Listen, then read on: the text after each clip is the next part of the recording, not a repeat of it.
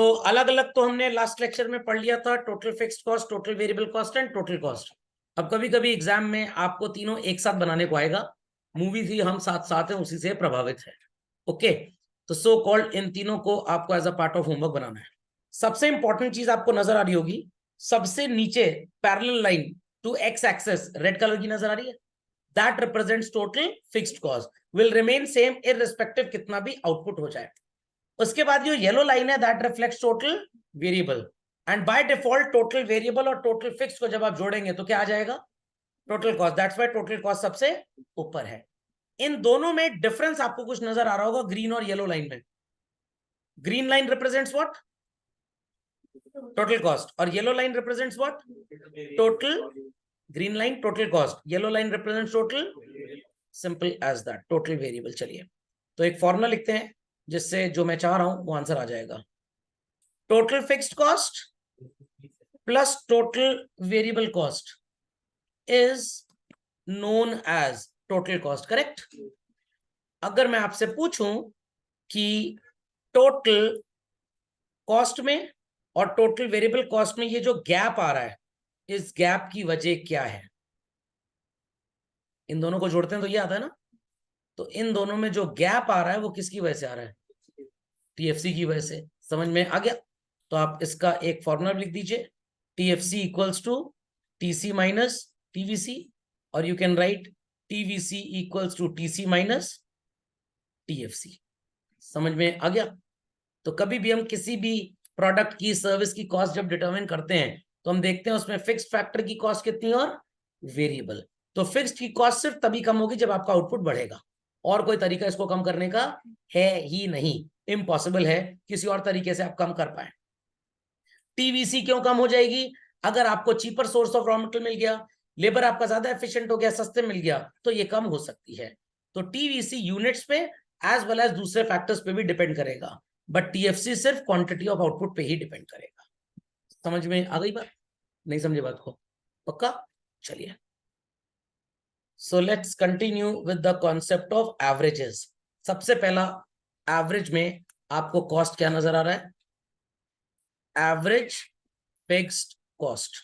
Formula लिख दीजिए, total fixed cost को जब आप क्वांटिटी ऑफ आउटपुट से डिवाइड करते हैं, किससे डिवाइड करते हैं, क्वांटिटी ऑफ आउटपुट से, तो आपको पता लग जाता है what is your per unit fixed cost.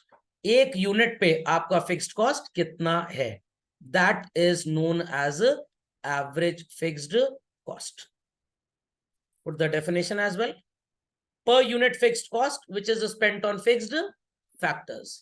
तो एक सिंपल सा लॉजिक लेते हैं, आपने रेंट पे किया लैंड का 20 लाख रुपीस, और इसमें आपने टोटल 2 लाख यूनिट्स बनाई हैं, तो एक यूनिट में किराए का कंट्रीब्यूशन कितना है, 10 रुपए। और अभी आपके पास काफी लैंड एरिया खाली पड़ा हुआ है, अगर आप उस लैंड एरिया पे भी फैक्ट्री में कोई फर्दर मशीन लगा लेते हैं तो लैंड का रेंट तो सेम रहेगा, लैंड का रेंट सेम रहेगा, तो आपकी फर्दर ये कॉस्ट कम हो जाएगी। तो एवरेज फिक्स्ड कॉस्ट का रिलेशनशिप बस एक ही है, it diminishes, I repeat children, it diminishes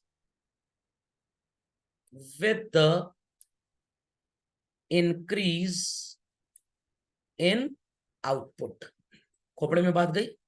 और इसका बेस्ट एग्जांपल क्या हो सकता है पता है आपको, you must have seen private bus operators,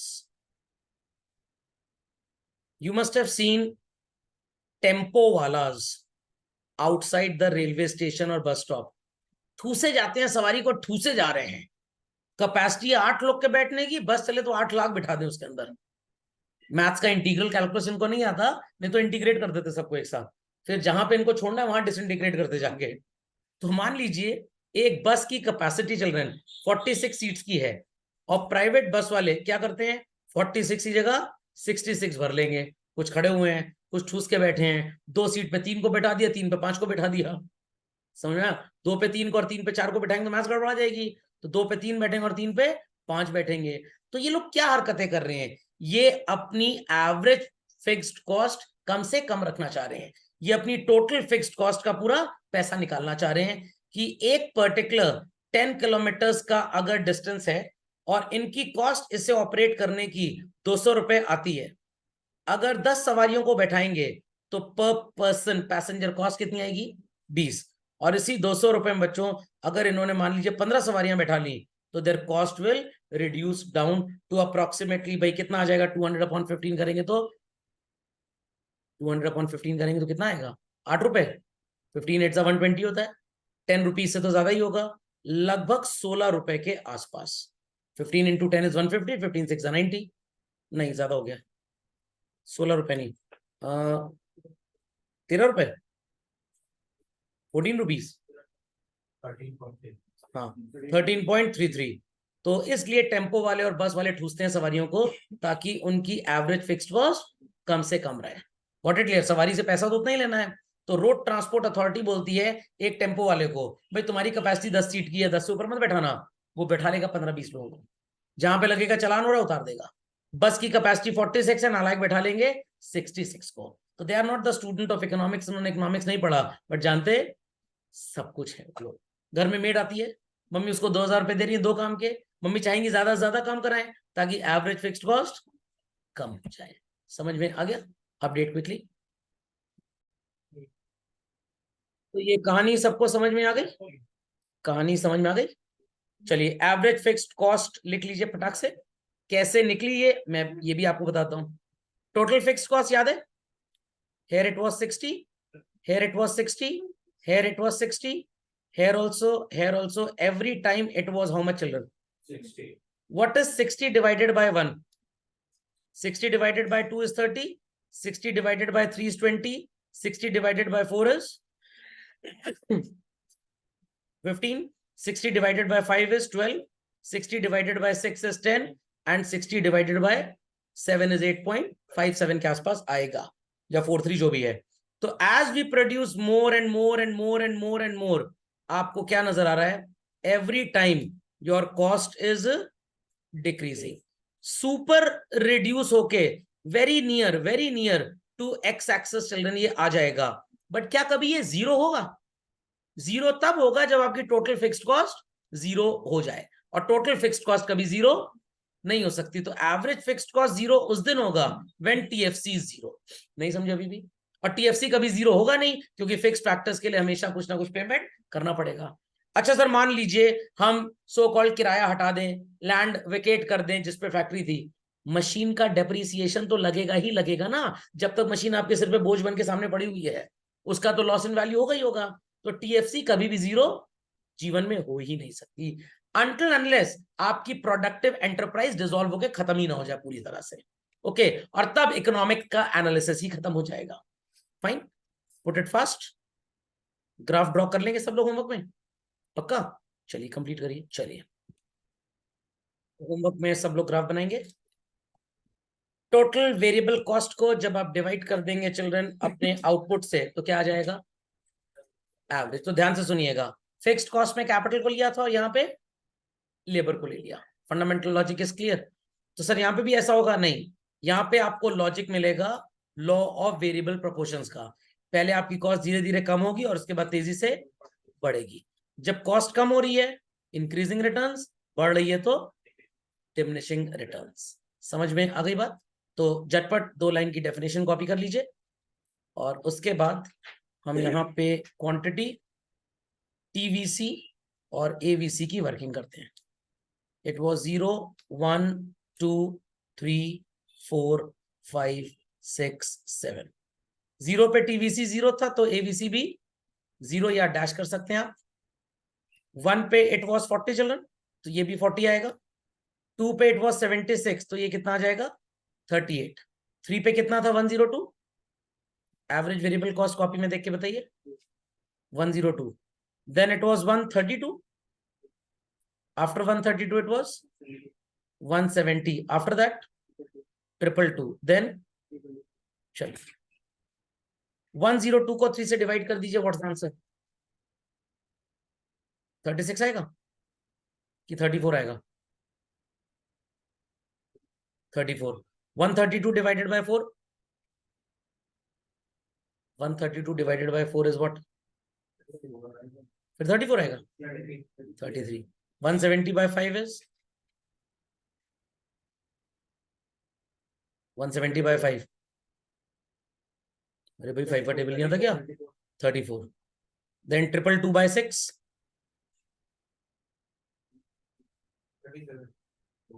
325/7 325/7। So moral of the story is this: at the start till 4th unit of output आपकी कॉस्ट लगातार गिर रही थी, correct children? From 5th unit of output its behavior changed and it started rising up. इसीलिए आपका जो graph का shape बनेगा एवरेज वेरिएबल कॉस्ट का, वो कुछ ऐसे बनेगा। पहले कॉस्ट आपकी कम हो रही है टिल 4th यूनिट मिनिमम पे आ गया and then it starts going up. तो टीवीसी और एवीसी दोनों का रिश्ता क्या कहलाता है? Law of variable proportions. समझ में आई बात? चलिए 46 लिख लेते हैं, लड़ाई करने की जरूरत नहीं है। समझ में आ गया? तो ये बिहेवियर सबको समझ में आ गया कि नहीं? कब? चलिए लिख लीजिए फास्ट, बी क्विक। चलिए तो लेट्स सी इसका ग्राफ कैसे बनेगा। देखिए यू शेप आ रहा है, यू शेप आ रहा है। तो पहले कॉस्ट हमारी कम हो रही है 4th यूनिट तक और 5th से वापस से बढ़नी स्टार्ट हो गई। तो बिजनेसमैन डाइवर्सिफिकेशन तभी सोचता है जब उसकी वेरिएबल कॉस्ट बढ़ती है, क्योंकि कभी भी जब आप प्रोड्यूस ज्यादा करेंगे तो फिक्स्ड कॉस्ट का एवरेज नहीं बढ़ेगा, वो तो हमेशा गिरेगा ही गिरेगा। किसका एवरेज बढ़ेगा? Variable cost. तो कौन सी कॉस्ट प्रोडक्शन करने के लिए एंटरप्रेन्योर को मजबूर करती है कि हम डाइवर्सिफिकेशन करें? Variable cost. बिकॉज वो पहले कम होगी तो बहुत अच्छा था, बाद में बढ़ेगी, बट एवरेज फिक्स्ड कभी भी बढ़ेगी नहीं, वो हमेशा कम ही होगी। वो तब बढ़ेगी जब प्रोडक्शन कम हो जाएगा, और वो कभी आने वाले टाइम में कम होगा नहीं। समझे कि नहीं समझे? कार्तिकेय जी समझ गए? चलिए बना लेंगे ग्राफ सब लोग। चलिए नेक्स्ट, तीसरा और इस कैटेगरी में आखिरी, called as what?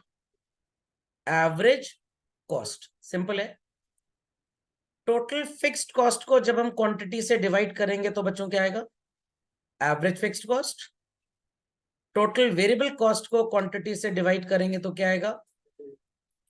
Average variable और एवरेज फिक्स्ड को जोड़ देंगे तो क्या आएगा? Average cost. तो एवरेज टोटल बोले या एवरेज बोले एक ही चीज है। Either you apply the formula total cost upon quantity और you apply the formula average fixed cost plus average variable. दोनों केसेस में your resultant would be exactly same. Khopde में बात गई? चलिए बी क्विक टू दिस, और साथ ही साथ मैं क्वांटिटी, टोटल कॉस्ट और एवरेज कॉस्ट की बात करूंगा। 0 1 2 3 4 5 6 7। टोटल कॉस्ट सबसे पहले 60 थी बच्चों, उसके बाद क्या थी? 100। 100 के बाद क्या आ रही थी? 100 के बाद क्या थी? How much?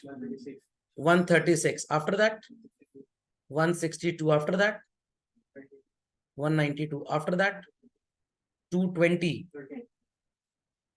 30। After that 282। Then 385। चलिए what is 136 upon 2 children? 68। 162 upon 3 कितना आ जाएगा? 54। 192 अपॉन 4 48। 230 अपॉन 5 46। लगातार कम हो रही है, अब बढ़ने लग जाएगी 47 and 55। So total cost reduced till 5th unit of output, and thereafter children what did happen? It started increasing. तो अगर आप एक मैन्युफैक्चरर होंगे, क्या 6ठी यूनिट बनाएंगे? प्रोवाइडेड आपकी कॉस्ट अगर बढ़ रही है तो रेवेन्यू इससे ज्यादा हो, या आपको लग रहा है कि इसको स्टॉक करने में और ज्यादा कॉस्ट बढ़ेगी तो इतने पे ही आप बेचने की कोशिश करेंगे। Many a times students must have heard Coke के लॉसेस हैं इतने ज्यादा, 1000 करोड़ 2000 करोड़। सर बेवकूफ बिजनेस क्यों करते हैं? क्योंकि उनको पता है कि अगर बंद कर देंगे ना तो लॉस और ज्यादा हो जाएगा, ये वेरिएबल है। सर कैसे बेरेबल है? दूसरे देशों में उतना कमा लेते हैं, और अगर मान लीजिए कोक ने अपना प्लांट इंडिया में बंद कर दिया, रेपुटेशन खराब हो जाएगी। बड़े बड़े स्टोर्स में जहां पे लोग कोक लेते हैं, पेप्सी खरीदते हैं, McDonald, burger king and all, वो सब भी उनसे सप्लाई लेना बंद कर देंगे। तो उनको मजबूरी में लॉस में बिजनेस करना पड़ता है, क्योंकि बंद करेंगे तो लॉस और ज्यादा होगा। प्लस गवर्नमेंट के साथ कॉन्ट्रैक्ट्स हैं, कमिटमेंट्स हैं, 100-100 साल के लाइसेंस इनको मिले हुए हैं। वो गवर्नमेंट का कॉन्ट्रैक्ट या कमिटमेंट अगर तोड़ेंगे तो गवर्नमेंट इनको स्यू करेगी। ओके, तो इसलिए उनके लॉसेस और बढ़ जाएंगे। That's why they do the business even in case of loss. समझ में आई बात? चलो, बात समझ में आई? पक्का?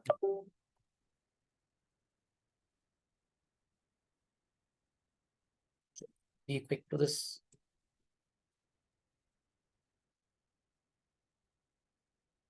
डन भाई? Moving ahead. तो सो कॉल्ड, ये भी देखिए एकदम यू शेप्ड है, बट इसके यू शेप्ड में काफी राज छुपे हैं। ये नीचे की तरफ आ रहा है बच्चों, और उसके बाद अल्टीमेटली ये यहां पे हो गया सुपर दलित, एकदम लीस्ट कॉस्ट आ गई, और इसके बाद यहां से ये क्या हो गया, बढ़ना स्टार्ट हो गया। तो जब ये नीचे की तरफ आ रहा था, it was showing increasing returns. ये जब ऊपर की तरफ जाएगा तो it will be showing what, diminishing returns. तो बिजनेसमैन पांचवी यूनिट पे अपनी कॉस्ट को लोएस्ट देख रहा है, तो ये पांचवी के बाद प्रोड्यूस एक कंडीशन पे करेगा, अगर इसको उतना रेवेन्यू मिल जाए। तो this is the least cost point as such. समझ में आ गया? एग्जाम में ग्राफ बन के आ सकता है, 1 मार्क के एमसीक्यू में पूछेंगे, this point reflects what, optimum cost combination. इससे बेस्ट, इससे सस्ती कॉस्ट, इससे दलिद्र कॉस्ट आपको कभी भी नहीं होगी। अभी भी नहीं समझ में आया? समझ में आ गया? पक्का बना लेंगे? चलिए, तो शेड्यूल तो मैंने बनवाई दिया आपको, एक होमवर्क और नोट कर लीजिए। कंबाइंड ग्राफ भी तीनों का आपको बना के लाना पड़ेगा, और इसी पे हमारा अगला एनालिसिस बेस्ड होगा। आपको नजर आ रहा होगा ये बिहेवियर चिल्ड्रन, और ये बिहेवियर। वो आपने एक मूवी आई थी, उसमें गाना था ये दूरियां, सुना होगा ना? वो गाना इसी ग्राफ के बाद बना था बेसिकली। कैसे? ये रिप्रेजेंट कर रहा है एवरेज कॉस्ट, ये रिप्रेजेंट कर रहा है एवरेज फिक्स्ड, और ये क्या रिप्रेजेंट कर रहा है, एवरेज वेरिएबल। तो एवरेज कॉस्ट का रिश्ता किससे ज्यादा नजदीक है at the beginning children? Average fix से। और बाद में इसकी नजदीकियां किससे बढ़ गई, और इससे डाइवोर्स हो गया। समझ में आया? तो ये रियल सोसाइटी दिखा रही है कि स्टार्टिंग में एवरेज कॉस्ट के अंदर फिक्स्ड का प्रपोर्शन बहुत ज्यादा होता है, हमने लास्ट टाइम परसेंटेज निकाला भी था, और बाद में किससे नजदीकियां बढ़ जाती हैं, वेरिएबल से। तो जब बिजनेस बहुत साल तक हम करते रहते हैं, तो हमारी जो वेरिएबल कॉस्ट होती है वो ज्यादा होने लग जाती है। तो व्हेन आई स्टार्टेड टीचिंग, भाई लैपटॉप की कॉस्ट, एलईडी डिस्प्ले की कॉस्ट, फर्नीचर की कॉस्ट बहुत ज्यादा थी, तो मेरे टोटल कॉस्ट में किसका एलिमेंट ज्यादा था, फिक्स फैक्टर का। और स्टडी मटेरियल का जेरोक्स कम होता था because less number of students were cold at that time, but now it is much more. तो बाकी खर्चे तो सारे के सारे इजी हो गए, क्या सबसे ज्यादा बढ़ गया, वेरिएबल कॉस्ट। तो किसी भी बिजनेस में स्टार्टिंग में सेटअप का खर्चा ज्यादा होता है, तो फिक्स्ड कॉस्ट का प्रोपोर्शन एवरेज में ज्यादा आएगा, और वेरिएबल का बहुत इतू सा रहेगा। समझ में आ गया? बट बाद में क्या होगा, वेरिएबल का प्रोपोर्शन बढ़ जाएगा और फिक्स्ड का कम हो जाएगा। समझ में आ गई बात? पक्का? चलिए, तो आज की सेवाएं यही समाप्त होती हैं। अगले प्रसारण में मार्जिनल कॉस्ट।